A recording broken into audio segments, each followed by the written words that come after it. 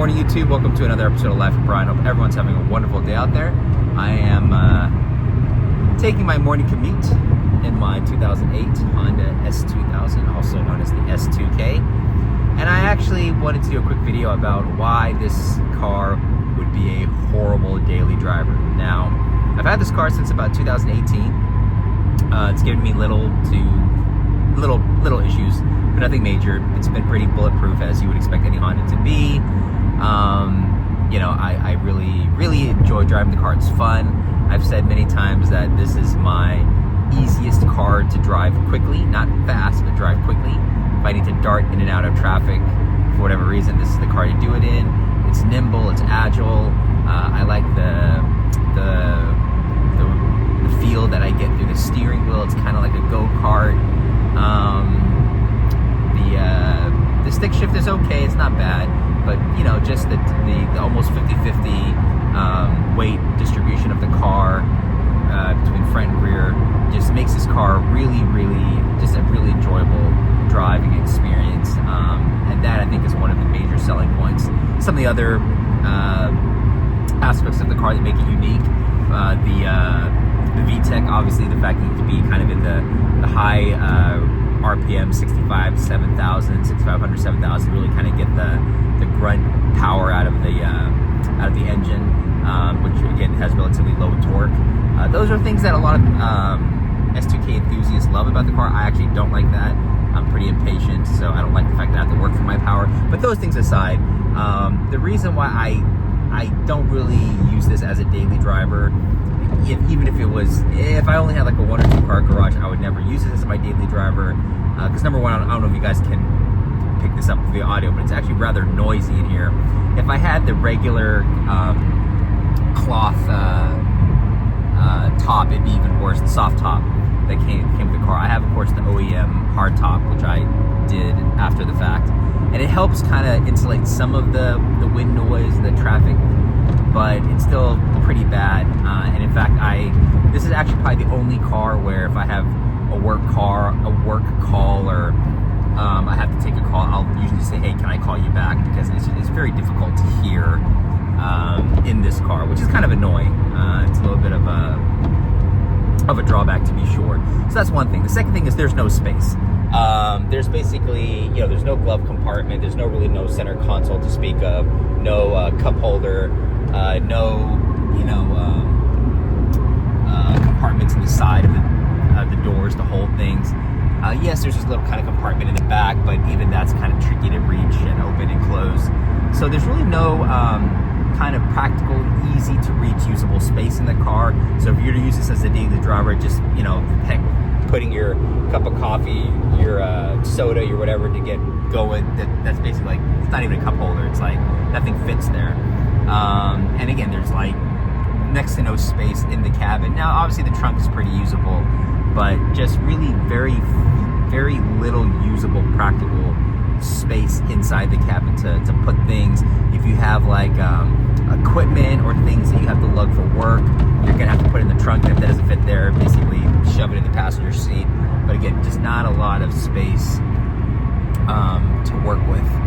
So those are kind of the things that really come off the top of my head as to why I think this car makes a horrible daily driver. It's a little cramped. I mean, I'm about 5'9", 5'9.5", and I've pretty good headroom still. I fit well in the car. For my size, I never really have any issues fitting into cars. But if you like having more space in the cabin of your cars, I'll put it that way, this is probably not the car to get, especially if you're spending a lot of time in your commute. It can get a little bit claustrophobic, not like horrible like a pillbox, but it's not great. So again, you do definitely feel enclosed. There's no moonroof, sunroof options to kind of open it up a little bit like I have with my Jaguar SVR. It's that letting just natural light into the cabin kind of makes it feel a little bit more open and airy, so it does help the claustrophobia in there. But here, there's no opening of, you don't have that option, so you basically just kind of feel enclosed in a limited space as it is. Something else to consider, again, it is a manual. These cars did not come with automatics. Hashtag save the manuals. But sometimes for a commute, especially if you have a long commute or you're in bumper-to-bumper traffic, it can definitely be a drag and a pain on your left leg to kind of hold down that clutch and release and push it down, release, and especially in bumper-to-bumper traffic, driving and the clutch in this car is not horrible, it's not heavy, but it is wear on you, especially if you have a very long commute. I can see that kind of being a drag and being a chore. So that's something else that I think, I'm trying to think, with maybe the exception of my NSX, just because I love that car so damn much, I really can honestly think, to be fair to this car, of any manual that I would like to use as a daily driver, especially if you're in bumper-to-bumper traffic. Now, if you don't have to deal with bumper-to-bumper traffic, that's not a consideration. But if you have to be in bumper-to-bumper traffic, which a lot of people have to be at some point in their commute, either to work or back home, I think a manual versus an automatic is definitely a reasonable consideration and factor to consider, because again, that's could be a burden, especially in bumper-to-bumper traffic. So those are kind of the main things, guys. The space, the fact that it's a stick shift, the noisiness. It is, I usually kind of drown it out by playing music, but sometimes even that, it just kind of, it drones, and it gets a little bit annoying, quite honestly, how noisy it is in the car. I actually just got out of my Rolls-Royce Ghost, which is the complete antithesis of this car in terms of noise reduction, sound deadening. It's just like driving in a coffin in that car, which is fantastic. This car is nothing like that. It's very noisy. So those are really kind of the main reasons why I think this S2K would not be a great daily driver, and in fact probably a pretty bad daily driver, especially if you have a sizable commute, and especially if you have to deal with bumper-to-bumper traffic. But yeah, let me know what you guys think. I know, again, there's a very die-hard fan base for this car. I really like the car, don't get me wrong.